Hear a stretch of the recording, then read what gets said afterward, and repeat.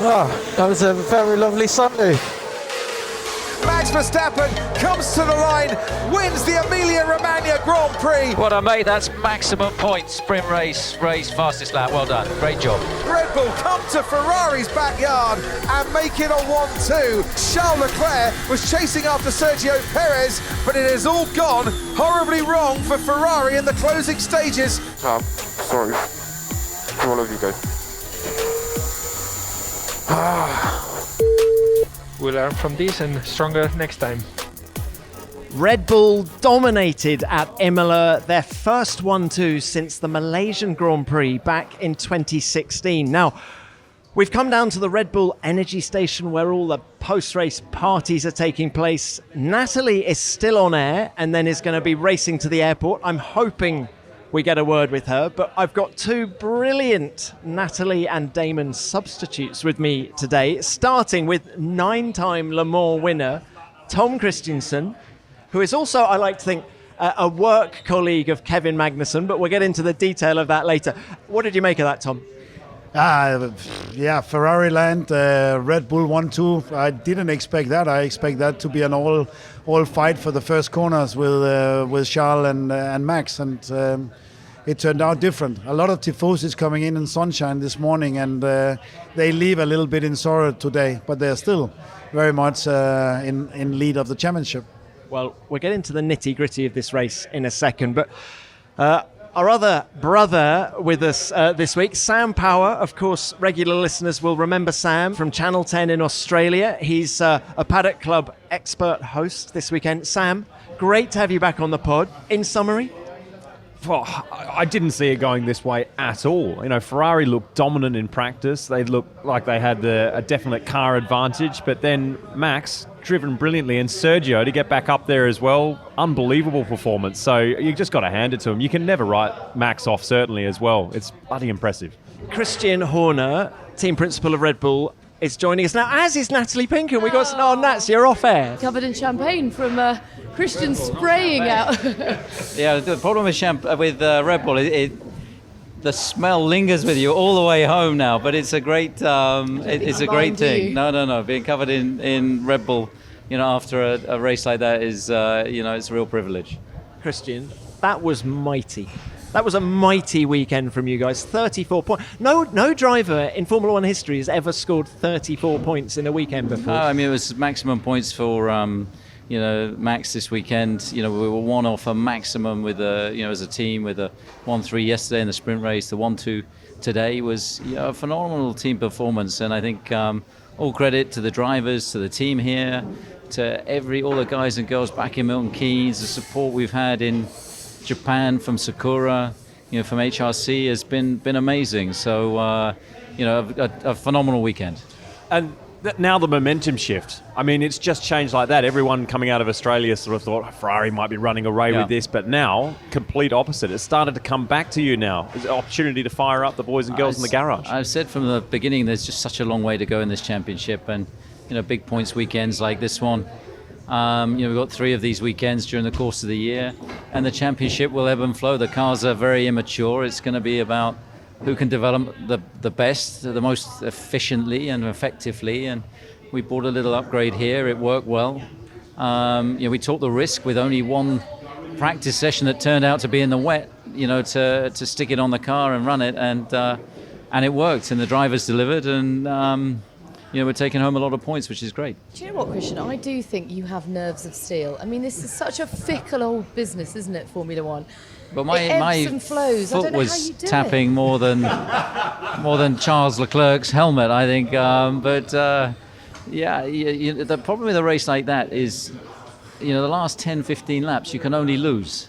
And the weather, there's reports of spots of rain coming, and then all the reliability things start coming into your mind, and you can see it's easy to put a wheel on a wet curb or something like that. So it just seems to take forever, those last 10, 15 laps, but there's always a relief to see that checkered flag. Now, I know you've got to go because you've got a flight to catch, but just tell us really quickly, how excited are you about going to Miami? Miami's going to be super cool. I mean, there's a real hype about Miami. I've never known a race to have so much demand. We are totally oversubscribed. I think there's a waiting list or something like over, of hundreds of thousands of people trying to buy tickets that can't get in. And so it's an interesting track. It's a simple layout, but they tend to sometimes be the trickier ones. So it's got a huge straight. So I think the racing will be good there, and it'll be great to see the cars in Miami. And keep the mechanics and the drivers away from South Beach. Well, I've got no experience of that, Tom, unlike you. So you're going to go. I'll ask you to pass on all your experience. But they'll have plenty to do. Christian, one final one to bring it back to Imola. There was a moment where Max lapped Lewis Hamilton today. Yeah, I mean, look, Lewis has had a horrible weekend, but he hasn't forgotten how to drive. I mean, only 5 races ago they were fighting for a world championship, so they'll get that car sorted out, and he can still be a factor in this championship. So we don't underestimate any of our opponents, and all we can do is really focus on ourselves and try and ensure that we maximise the opportunities when we have them. I had a really gorgeous message from your lovely wife. Oh, very good. Go girl power. Yeah, she was loving your commentary on the Sky earlier. She was saying, that there's a real female theme to the coverage this year. She was telling me yesterday, because she watches quite a bit of it, and she was saying the graphics, everything, the girls that are on there now, doing a great job. So well, it all started with her. She is the original girl power proponent. Yeah. There we go. All right, all the best. Safe home. Thank you. So Natalie's been lead Prez on Sky Sports F1 this weekend. How much have you enjoyed it? Do you know, I've absolutely loved it. I think it's going to be quite hard going back to reporter role, isn't it? Because it's such a buzz, just like hours and hours and hours of live TV. And we've really kind of had everything thrown at us this weekend because the weather has just kept everyone on their toes, hasn't it? I mean, we have been frozen to the core. And I'm not even going to Miami. You lot are going to go and have this massive party on the... We will report back from South Beach. Do you know what? Just to rub salt in a very sore wound, my husband is going with 8 of his mates for his 40th. I'm staying at home to look after the kids, and he's going on a bit of a jolly. Man of the Year award goes straight to Thank you then. you, darling. That's clearly in the bank. Now, look, Natalie touched on the dodgy weather, and I think this is a question for a 9-time Le Mans winner.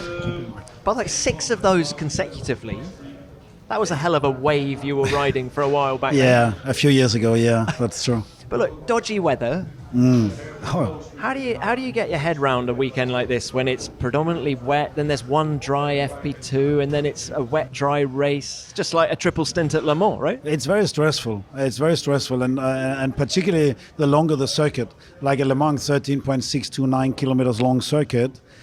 Sometimes it's just local rain. The rain is always coming in at one part of the track, and that creates always drama. I mean, we saw in qualifying, Carlos Sainz got caught by the rain was coming in at the 2 final corners when he just got on the curb there on a lap being a bit hot. It was raining a little bit extra, and off he went. And these are things, and that stress is always there at Le Mans, but certainly also in Formula One. Hey. Adrian Newey. Tom's just saying, hey. That's how we greet people on this show. Particularly when they've got a 1-2. We met on the grid. Greeting, I'll take it. Yeah. We met on the grid where I saw Adrian. He was checking the colors on other cars, and I don't know exactly which the papaya color on the McLaren is, but I mean, I'm sure you can ask the master himself. Well, Adrian, I want to know just how much of a buzz it gave you to see that straight line superiority that your car had over Ferrari today. I mean, it was seriously impressive. I mean, yeah, the reality is, though, it's so close. So the way we set up the car this weekend, we were very slightly quicker on the straight. They were kind of quicker in some of the corners. So the lap time is so similar. And yes, we had a great result. But the reality is you're talking a couple of tenths here and there. So it's such a fine balance. He's not getting carried away then just yet. Adrian, have you got the fastest car in Formula One now, do you think? Yes, probably today. But clearly in Melbourne we didn't. I think it's going to be like last year between Mercedes and ourselves, that some circuits will favour one car, others may favour another. So it's so difficult to forecast 4 races, and it's just very close. Is this going to come down to a massive development race? I mean, there's so much still to understand about these cars, it seems. Is that's going to play a huge factor, surely, in the championship? Development for sure is important. The other complication this year is the cost cap, because it means that we have to develop within that kind of restriction. So perhaps we're making choices where things we might have introduced before, we will wait for a bit longer, try to build up a bit more of a package before we introduce it, because we just can't afford to do what we used to do, last year or even years gone by, where there'd be something every race. Adrian, we're getting excited about Miami. What can you tell us from a technical point of view? We've, of course, done some initial work on the simulator. As we understand the circuit will be. It's difficult because if you don't have the curbs quite right, or you don't have the surface roughness of the tarmac, which is always a bit of a variable, quite right, then that can affect your simulation quite a lot. We thought we would be okay in Melbourne and we weren't, so I have to be cagey about it. Cagey, but I do think that you need to enjoy yourself tonight and, let your hair down just a little bit. You deserve it. I mean, magnificent. To come on to Ferrari's home patch and come away with a 1-2. I mean, come on, you can afford yourself a big smile. No, absolutely. So the plane tonight will be definitely a relax and enjoy the moment for sure. I think you always try to do that. If you have a bad race, kind of rule of thumb is always to kind of lick wounds on a Sunday evening, but Monday it has to be get back in and get on with it. You can't afford to feel sorry for yourself, and it's kind of, if you have a great result like today, it's exactly the same. Really enjoy it, but tomorrow I'm sure will hopefully be a great kind of feeling in the factory, but we've got to get down and keep developing. Adrian, I so admire so much about your career, but your competitiveness now seems to me as it was probably 30 years ago when you started this game. Is that true? Frank, I remember Frank, when I was at Williams, saying that he thought I was the most competitive person in Formula One. And I was kind of in my late 20s at the time, I think. Well, early 30s, sorry. And I initially thought, I'm not sure I felt slightly sort of, that's a bit of an insult. And then I thought, well, I guess actually for Frank that's a real compliment. And yes, I enjoy I love the design and the engineering, working with my colleague engineers at the factory, working with the drivers, and that sort of blend of sports competition, which it is. It's a design competition, or design and human competition. I think it's outside of perhaps America's Cup. There's almost no other form of sport where you have this significant engineering combined with man and machine. I have to say, I am in constant awe of this man. In fact, I'm very proud to call him a friend. He's the brainiest person I know. Hey, I'll second everything you've just said. Christian is pulling... He's going to miss his lift. Time to go. Well done. Enjoy. Congratulations. And I've actually got to go as well. I've got to love and leave you and jump on a flight. But, guys, sorry it was short. Are you flying with them? No chance. Pinks, travel safe. Thank you. And, I will see you on the other side. It was a thrilling race at Imola that saw Red Bull come out on top, and there was so much for the teams to think about: weather, tyres and race strategy. Well, do you think you've got what it takes to step into the shoes of an F1 team principal? F1 Manager 2022 is a new, fully licensed management game putting you in the role of team principal at your favourite F1 team, ready to take on all the challenges of the 2022 season and beyond. Giving you the most authentic F1 management experience, fully licensed and brought to you in broadcast quality presentation. Drive every decision as team principal. Choose how to develop your car as the season progresses, manage your staff and hone your race strategy for each weekend. Live the drama of Formula One on and off the track. Be prepared to react to dynamic events such as changing weather, evolving track conditions or race incidents. Vote on upcoming rule changes to swing things in your favour and come out on top. launching on PC, PlayStation and Xbox summer 2022. Visit f1manager.com to wishlist the game on your platform of choice and follow at F1 Manager on Twitter to stay up to speed. Great to have Adrian Newey. TK, have you ever driven one of his cars? Only at Goodwood, and that's what I wanted to touch on, but I just, as he's now leaving, going out of the door, I mean, he understands drivers as well because he wants to be one as well. And that has been part of his legacy as well, to not only designing the parts aerodynamically, but also to understand what the drivers will or can live with, because we always know the cars are critical. The cars are critical into having the right sort of attitude to deliver.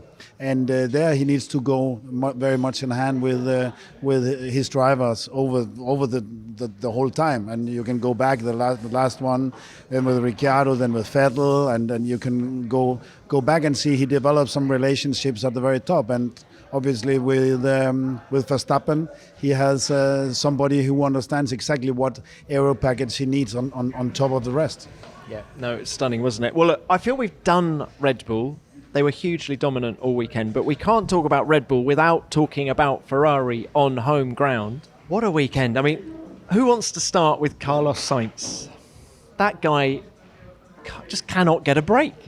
He can't. It's tough. It's going to play in the psychology a lot. I think, one of the things he's had his contract renewed. That's a massive positive. Team wanted to get behind him. He's got that 2-year deal, which has been great. But yeah, he's going to have to regroup now. I think he's got that confidence still. It's going to knock him. But if he can hit the reset button, get back into the next Grand Prix, get a solid result, build the momentum again, then he can really start to help Ferrari, particularly the constructors' battle, which might become a big factor. I think with Carlos, he has been really unfortunate. Obviously, Charles is delivering from the really top notch all the time until his mistake at Variante Alta today. So in that sense, it's of course tough. But he has been very unfortunate. Red flag coming out in qualifying in Melbourne. He had to change the steering wheel, some electronic issues. He was in the midfield. Then at the start, there was some issues, and then he went off, no points there. Then in qualifying, he goes off here as it's starting to rain a little bit, and just on the last curb, probably quite a lot would have been doing the same in the same situation. He was on to a fast lap, and according to himself, he wasn't even pushing really well. I spoke to his dad. They are very level-headed in that sense, and they understand and maturity about it. But they're competitive. But there's clearly to say he's very touched and he's disappointed. But he needs a win to be able to come back and do something really good for Ferrari. Carlos is now 48 points behind Charles Leclerc in this World Championship. And with the upturn in form from Red Bull that we've seen here, is this a tricky situation now for the Ferrari management? Do they now need to start supporting their lead driver in this championship fight? They do that all the time. There's no doubt. They don't support him more. They will focus to get both cars like Red Bull also do. But for sure, Leclerc, the confidence he has is the same with Max. They're tough to beat. They're the world best drivers at the moment with the package. There's no doubt that you will come and talk about some other high performance, but these have the tool to fight for the World Championship. And according to me, these are the two fighting for that. So in that sense, the priority is, of course, to always to focus on the guys with most points. But to win over an opponent, you need both drivers to finish like Red Bull did today. That's why they're so... everyone is around us, is because they get a 1-2. It's so much meaning for a team. It gives so much more energy and, let's say, reward within the team, particularly on the mental side. And Tom, what about the mistake made by Charles Leclerc? Yeah, I was kind of surprised. You're here in Ferrari land. You see the tifosis, everything. Coming into the racetrack here, he was robbed the watch a few days ago as well. There's a lot of pressure of being running at Ferrari. It's probably in sport. It's probably the highest pressured team you can when you're running for the World Championship. He stopped for the soft tires. Red Bull did accordingly after that to protect not only the fastest lap but also going to the end of the race. And I think the pressure in that sense is was not necessarily getting to him. I think he just got a bit too greedy. So going into Variante Alta with the extra grip he had from the soft tires, he took a little bit more curb, just taking a little bit on an unnecessary risk, which he didn't realize before the car was flicking with inertia going the other way. And unfortunately, he touched the wall and broke the nose. Otherwise, he would just have recovered easily after the spin to finish third. Now he had to take a nose and obviously dropped a lot of points. One of the questions I wanted to ask Christian and Adrian is when the fastest lap games start and they're all trying to vie for this 1 point after they're trying to amass, as we said before, a record haul of 37 points. Yeah, that's got to be a nervous time in the pit wall, and to do it in those conditions is about as hard as you can get. Yeah, that is. I mean, that is risky, but at the time they are at that point where they have everything in control. But Charles got kind of greedy. He wanted second. He didn't want to stay third. And being championship leader, for sure I'm sure he regret that for a few hours. That's for sure. Do you think that's going to focus Ferrari? Because I think going back to Carlos a little bit, I see that he'll have a chance now to have that reset, to have refocus and go back to basics. Same with Charles? I think no, he will take it. He is very confident. There's no doubt that it will reset tomorrow, but the fact that they didn't bring any sort of upgrades coming in due to very good point. But this Red Bull did, because they are on the back foot with points going into the weekend. So that's sort of the risky game you play when you play catch up. That's something they will probably consider maybe next time they shouldn't do. But nevertheless, upgrades needs to improve the car, and that's what we will see next time on a different circuit. Because I believe all the teams, nobody have they're constantly changing something on the car. They are not really going into any weekend without doing something, and obviously some are doing a lot more than others. But they are running the car stiffer, and the teams with more problems are running the car even stiffer to solve the pushing, the bouncing, and of course a stiffer car creates a low mechanical grip and it becomes inconsistent. So every time they go on the track, they've changed something. The feedback from the tires are different every time as well. So somebody in big troubles, it becomes like a wild horse blindfolded in a way, because they obviously are struggling. Great analogy. Are struggling to have the perfect feedback, and we don't have the perfect feedback from the car. It's very difficult to be fast and let's say consistent as well. Would you rather be the hunter or the hunted?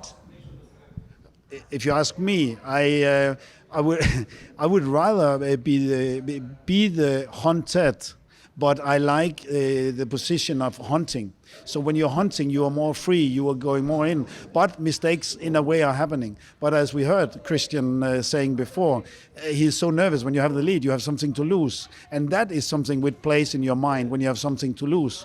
But of course, you have more time to think that when you're on the pit wall, that when you are in a race car. But a driver, when you are hunting, you're just putting everything in, taking the extra risk, which sometimes really comes back in performance, which is nice. And that's what we saw last year with Lewis Hamilton when he was hunting down Max Verstappen. I thought we saw the best Lewis we've ever seen at the end of last year. Yeah, and that's what we've seen with Verstappen now. But he will have to change sort of his approach in direct fight with Leclerc, which unfortunately we didn't see today.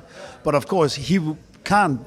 Let's say when you go towards the end of the season, having less points than the guys you are hunting, the way you are fighting them has to be maybe a little bit different than Max was fighting Lewis towards the end of the championship 2021. Lewis Hamilton, 13th in the Grand Prix today. It just looked like he couldn't do anything with the car, and I sometimes think whether or not he didn't want to risk it as well, make a bad situation already a little bit worse, but by trying to put a car in the position, get a bit desperate, cause a crash. It's so easy to do with those conditions, especially when you have to try and pass a car. You've got to go onto the wet part of the track. He didn't have DRS for a lot of it. So, but at the same time, you saw George making some unbelievable moves and moving up the grid and driving very, very well. So, yeah, it's struggle town for him at the moment. But, like as Christian said, he's a 7-time world champ. He's not forgotten how to drive. So I think maybe more to that than what's meeting the public eye. I was surprised to see George outperform Lewis to the extent that he did this weekend.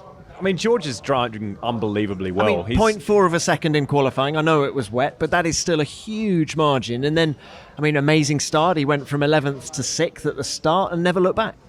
Very much so. I do wonder whether or not they've realised that they're in such a predicament that, you know, in order to try and gather more information, they've split the cars in terms of what they're trying to pursue and set up, trying to find as much answers as they can before they go into their big update cycle. Because Adrian, just listening to him then, it was fascinating to hear that you actually need to qualify so much more now. They can't throw the resources that they used to before. So I'm just wondering whether or not there's a bit of information collection. That would certainly explain some of the radio messages after the race with Toto. Lewis, hi. Sorry for what you have needed to drive today. I know this is undrivable and not what we deserve to score as a result. So we'll move from there. But this was a terrible race. Yeah, no worries, Toto. Let's keep working hard. Yeah, we will come out of this. What sounded like quite an apologetic and heartfelt, we didn't give you a good car, or it was undrivable clearly. So yeah, maybe they're just sort of discretion is better part of valor. Suck it up right now, and then hopefully when it comes good, they can make the most of it. Undrivable to P4 in the hands of George Russell, though. Yeah, but I think that's what Sam touching on the thing, that I think they split the program, and in that sense, Lewis is taking on bigger changes on the car, trying to find a direction, because they clearly hasn't a direction. They haven't found that, and they admit that. They haven't found the direction with the car to develop it. And if you have that bouncing, porpoising thing, they are gone. That's the car, I mean, who is running incredibly stiff to solve that. So they are solving an issue which they think where they drop a lot of performance.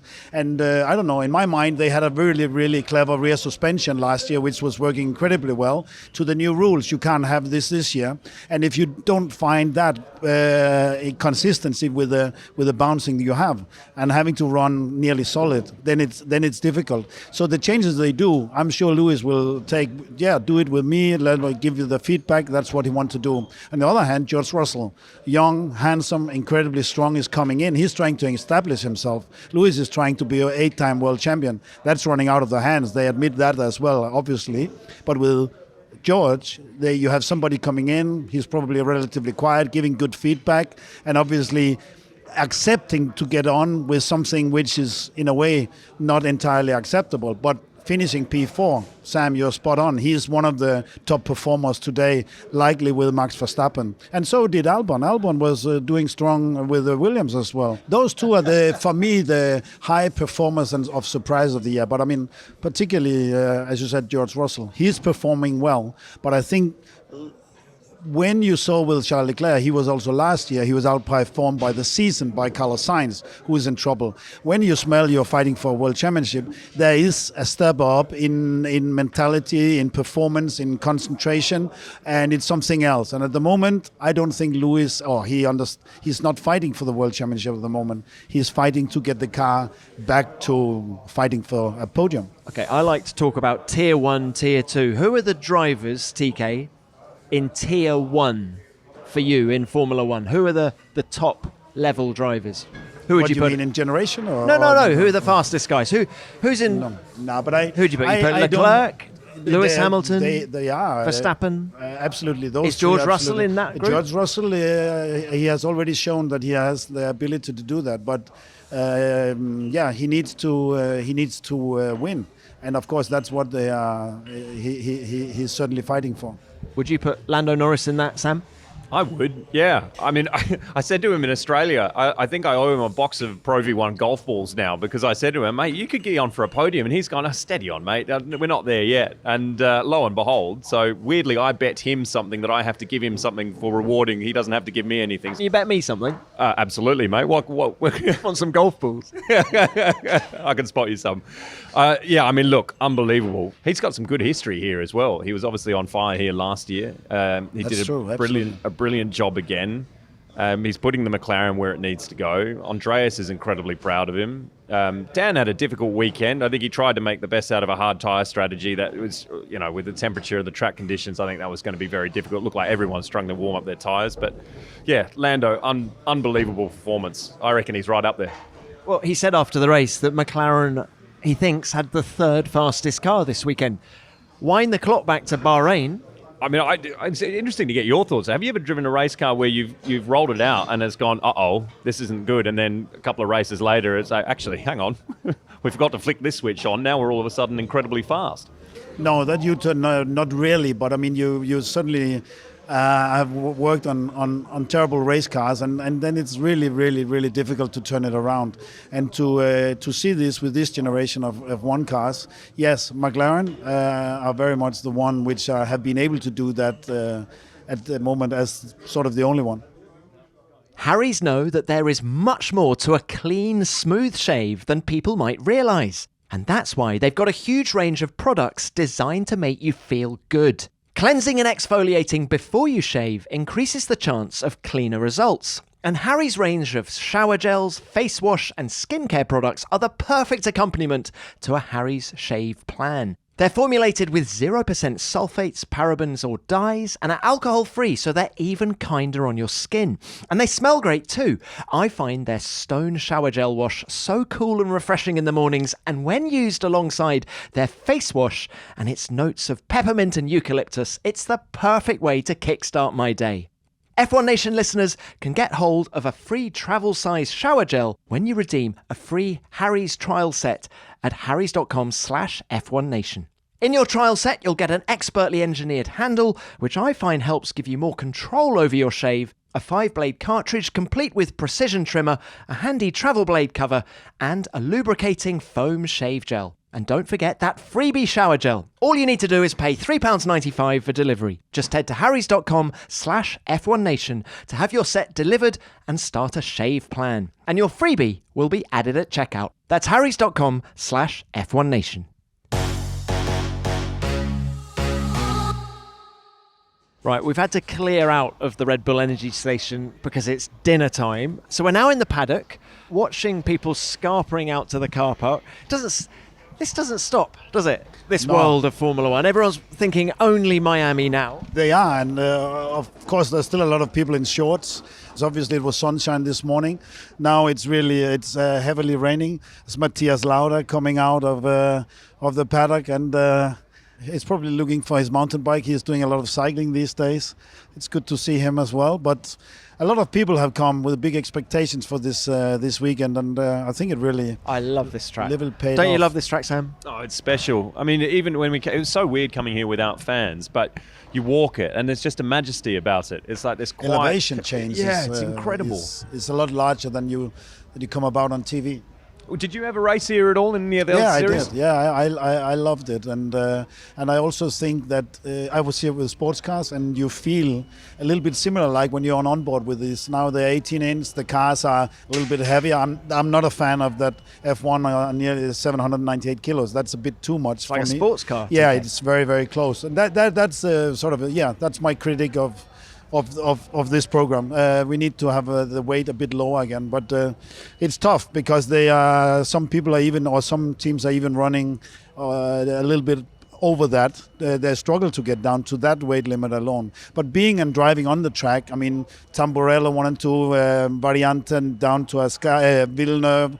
You have the slow Tosa, you have Piartella, Acqua Minerale, then Variante Alta, and then down to Rivazza. It's just lovely corner names, and the direction change you have, particularly at the Tamburello and down to corner 5 and 6, you really have to have a lot of energy in the car and a lot of heart. You really have to throw the car in to expect the dynamic to come out again. So many drivers are finding the first sector toughest, including myself. Now, I thought you were segueing into talking about Alfa Romeo when you started talking about weight, because they were the only team on the weight limit, weren't they, at the start of the year? Mm-hmm. They then raised it by 3 kilos to the 798 that you talk about. But, I mean, let's talk about Alfa Romeo. Valtteri Bottas, 5th, really pressuring George Russell at the end of that race. He's like a man reborn. He is. I mean, I was getting severe flashbacks to last year with George Russell taking on Valtteri in the Merc, and it was the opposite of that, wasn't it? Do you think it was in his mind what happened last? God, yes, it had to be. I mean, you know, going into turn 1 as well with the DRS, you know, he had to be, but. You know, they both driven good races at that point, and I think, you know, he's a cool, calm head, isn't he? He knew that it's going to be tough to make that move stick. Absolutely, and it was a great fight within the race as well. Absolutely, and they know what they're doing, and it's great to see somebody leaving the World Championship constructing team, going and having such a good start with his new adventure. Just going down the finishing order now, I'm very sad that Natalie's had to go and get this plane because she is president of the Yuki Tsunoda fan club. Really? I mean, we don't actually have time right now to talk about. If Natalie had been here, you just press play and Natalie will just talk about Yuki all night. She loves him, and so we should. But Yuki 7th today. He had a pretty sticky weekend last time out in Melbourne, but he really came good today. Yeah, I mean, Yuki was exceptional. All he really needed to do was just try and get some points on Gasly. I mean, Gasly is a very, very well-known commodity now in Formula One. The win in Monza transformed him. He drove unbelievably well throughout last year. Now, Yuki's always had speed. He's always had that natural speed. He's just had to sort of just bring it down a couple of notches. Maybe sometimes trying a little bit too hard or pushing a little bit too much. Now he's starting to get a little bit of that maturity. Red Bull see that, and I think they do prefer having a driver that's incredibly fast and just, sort of just calming them down a bit. I think that suits their program quite well. So it's paying dividends, and look at him, P7. He needs to stay at home every Grand Prix weekend. He was in his house and commuting from Faenza for this weekend. That's obviously the magic ingredient. Yeah, and maybe also add a little bit that Gasly had the coming together in the sprint race yesterday and had to start further back. Yeah, that put a bit of a mental performance, energy, strength to the other driver, and I think that's something which makes Tsunoda knowing that he has a good and valuable chance to do well today, and he certainly did. I want to mention Seb Vettel.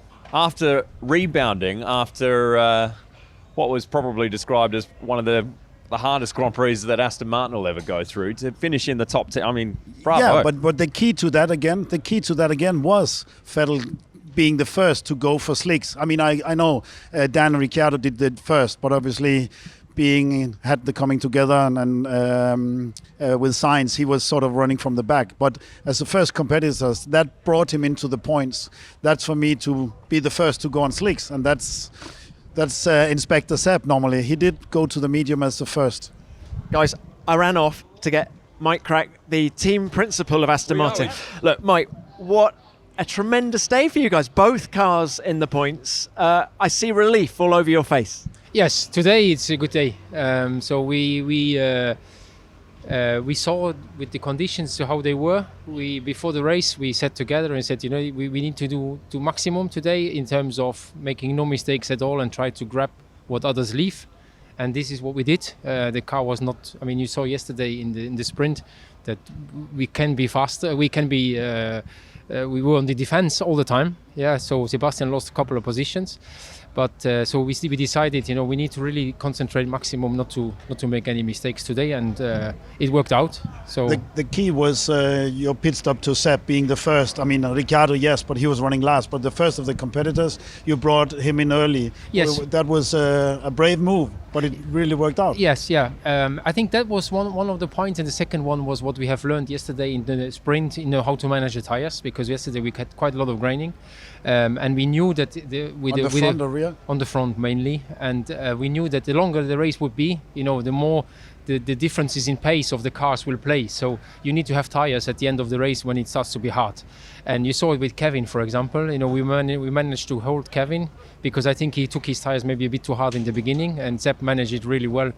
And the same for Lance. He had the whole train behind him, but they were never really coming in the position to attack. So they did well. The team did well, so today I'm relieved, yes. Smiling. Now, you were Seb Vettel's, tell me if I'm wrong, engineer when he made his Formula One debut donkeys of years ago. Yes. How has he changed in the, 17 years since? Who has changed more, him or me, maybe? You don't look a day older, mate. Yes. He has more hair, at least. Yeah. He was. He has more now. Yes. Yeah. No, I mean he was a kid. He was really a kid, and now he's a four-time world champion. So you cannot really compare. On the way out, he pressed the pit limiter too late. So he made all these rookie mistakes that today he doesn't make anymore. So yeah, you cannot really compare. Brilliant. Well, look, there are lots of Aston fans cheering today. Well done to you guys. Tom McCulloch is driving you to the airport, and you don't mess with Tom because he's a big guy. Yes, he's a good driver, so it will be fine. Otherwise, I go with you. Hey, Mike, well done. Thanks, Fantastic. yeah. Well done, Mike. They have had a great day. They have, yeah. I mean, that's what they need. They needed to bounce back. Job done. Head into Miami. The spirit's in much better condition. Can we talk Great Danes? And I'm Yes. not talking about you, T. Exactly. You are No, a Great Dane. I know where we are going. I mean, Kevin coming into Formula One was so unexpected due to, of course, these terrible circumstances we have in the world and still have, unfortunately. But Kevin back for not only Denmark but just for Formula One, it was really good news, and he is still going incredibly strong. He is in where he is in the life at the moment is the best place he has ever been. He's more relaxed. He's happy. He's a father. He has been worked as we have done. As Sam and Tom in the commentary. He has been working a bit in the studio with us at Viaplay in Denmark last year, as at the same time when he was doing sports car, of course, for Chip Ganassi in the States, and signing the deal, coming to Le Mans with Peugeot, and then driving with his dad at Le Mans in a not so competitive car, but they were doing the best they could at high class racing. So in that sense, he's had a wonderful year. And then to get that call from Günther, it's dreamy stuff, isn't it? You couldn't make it up. It is, but then at the same time, it's right when the car has fully developed. They put a lot of energy and money into it.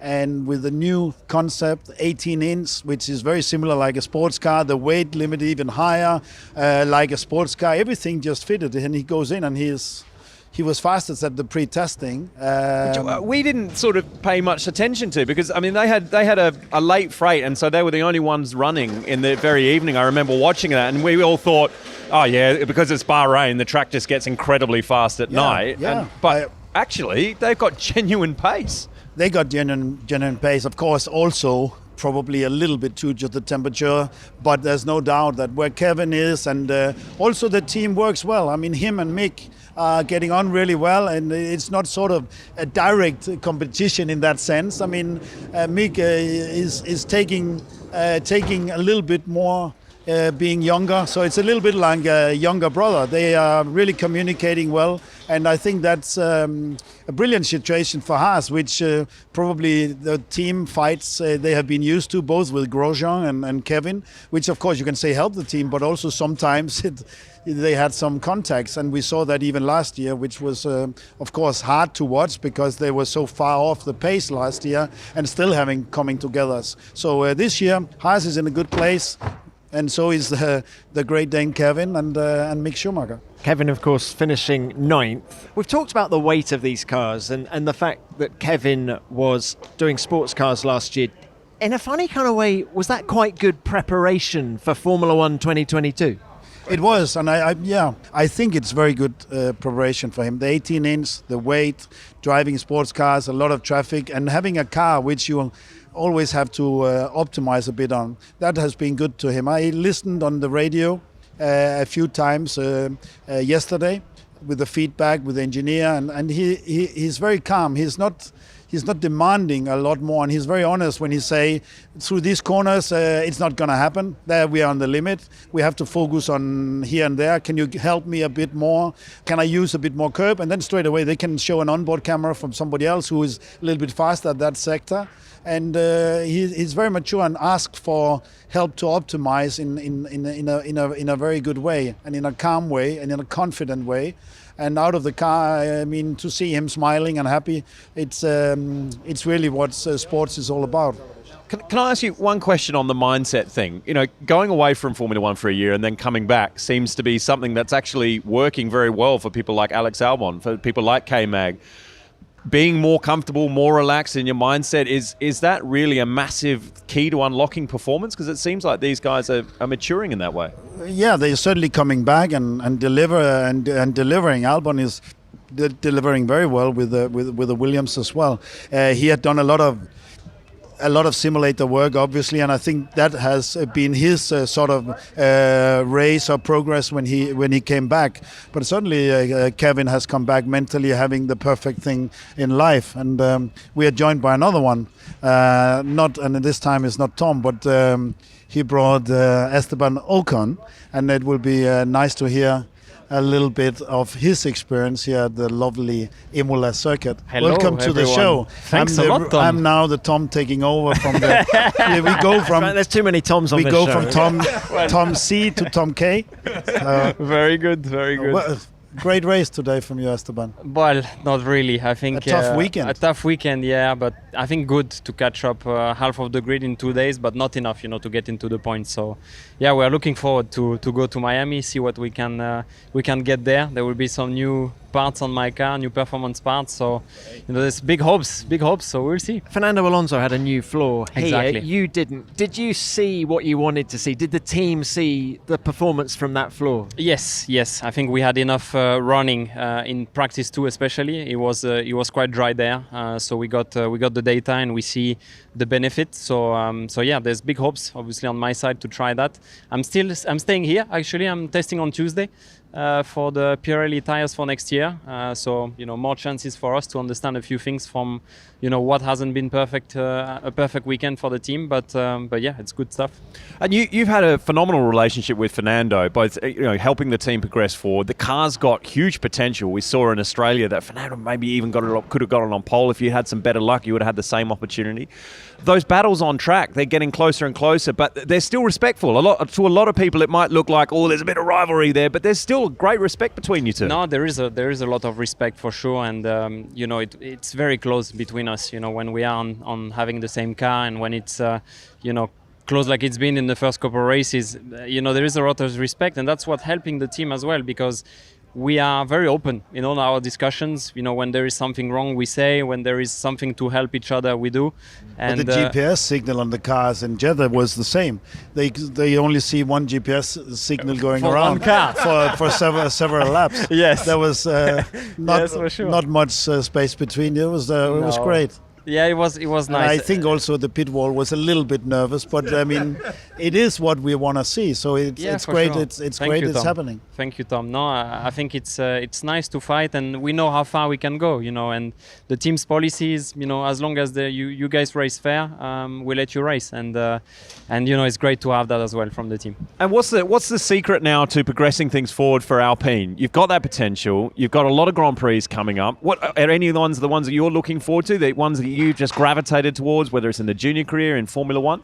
I mean, there is a lot of exciting ones, coming in. Of course, we have that Miami new challenge, but we have all the European rounds, that I also look forward. I look forward to be back in Monaco. It's been a while since we haven't been back there. I look forward to be in the French Grand Prix, in my home race, a race that I haven't been doing well, in my two participations. So, I look forward to all of those and see what we can achieve. But all the races are important at the moment, because there are opportunities with these new rules each time. Any restaurant recommendations in Miami? I've never been there, so the only thing I know is Bad Boys and here, that's it. I don't know anything else. I know you have to go. Look, thank you so much for coming on the show. Thank you. See you guys. Thank you. Thank you. Thanks for coming on. Well, I think we've about covered it. It's great to have Esteban Ocon. He's funny. I like him. And so, Mr. Damon Hill, I'm substituting him today, isn't it? Have you got any messages for Damon? I would kindly ask him to come and join us in Copenhagen again. He did a brilliant job when he came and raced with our royalty, Prince Joachim, at the Copenhagen Historic Grand Prix in a right-hand drive Lotus Cortina. And I remember him doing the first practice with his open face helmet and rushing to the hotel because asking Georgia to bring his full face because Tom, you said it's just for fun, but it's bloody serious this. And since then he hasn't really talked to me, but I will very much like to invite him again. Well, you're talking to him through the pod. Yeah, we had No, he's great. We had a great time in Copenhagen, and we were so happy that he came. And then we have an appointment about golf, but we haven't done that yet. He's quite good at golf. Yeah, but I'm Are you quite good sure. at golf? Are you as good as Sam Power? But just listen to the name. I mean, he's good at everything. Sam, he's one of those annoying people. Yeah, I've got power. I've just got no direction whatsoever. That's my biggest problem with golf. It's terrible. And then don't even mention the putting, mate. Oh God, shocking, absolutely shocking. Say hi to Damon as well, and thank you, Sam. Thank you, Tom. I'm gonna run, TK, and thank you for it's being. been a pleasure to have you on the show. Before you go, driver of the day. It can't be the winner, and when it can't be the winner, which he deserves, I would put George Russell. Thank you very much, TK. Great to see you. See you again. Thank you, TK. Such a pleasure to have him on the show. He's a champion, isn't he? Oh. I mean. I don't get starstruck by many people in this sport, but a 9-time Le Mans winner, Sam. He's just got so much wisdom as well. You sort of listen to him and you kind of think that half the things he's talking about is sort of life coaching as well as driver coaching, and obviously the effect he's had on K-Mag and a lot of people in this paddock. And his teammates at Le Mans. What an inspiring man to have alongside you in a team. But Sam, driver of the day, we've got to do that with you as well. Oh, now this is an interesting one. I like Norris. I agree with Tom. Russell was unbelievably impressive. Bottas, very good as well. You know what? I have been a bit of a Lando fanboy recently, and the guy just keeps delivering results. But that being said, the amount of struggles that Mercedes are going through, I've got to agree with Tom. You know, it's got to be Russell. Unbelievable performance to get the most out of that. Tricky conditions. What a rookie season he's having in Mercedes. It's impressive. It really is. And he has put Lewis Hamilton convincingly away this weekend, hasn't he? There's been no ifs or buts. He has been the dominant man for Mercedes all weekend. He has, but I do think that there's genuinely, I think there's more to that story. There must be. I mean, we've seen Lewis drive unbelievably well. He's pulled something out of the bag where, you know, you've heard engineers say, you know, their predicted lap was a 28.7 and then Lewis goes and does a 28.2 and it wasn't possible on the data. That stuff it doesn't go away. So whatever it is, I think it's going to come to the surface. But yeah, I mean, you've got to give it credit to George at the moment. It's unbelievable. And for the sake of just giving a different name, I do agree. I think George has been fantastic. I'm going to go with Yuki Tsunoda. I thought he was absolutely sensational. The way he built his weekend after a difficult start. Qualifying, let's not forget, was not smooth for AlphaTauri, and yet for him to finish 7th ahead of I think we can call him team leader Pierre Gasly, who was also brilliant. I thought the way he kept Lewis Hamilton behind him lap after lap. But Yuki, and I'm also saying that for Natalie, she's had to go. And I know, Nats, you'd be saying Yuki, right? Anyway, Sam, thank you so much. It's welcome, been mate. a pleasure to have you back on the show. Thank you very much for having me. And folks, thank you for listening, wherever you are. We're going to be back on Tuesday, the 3rd of May, when we're going to be looking ahead to the inaugural, I love that word, inaugural Miami Grand Prix. That is going to be a fantastic Grand Prix weekend, that is. But for now, F1 Nation is produced by Formula One and Audio Boom Studios. See you next time.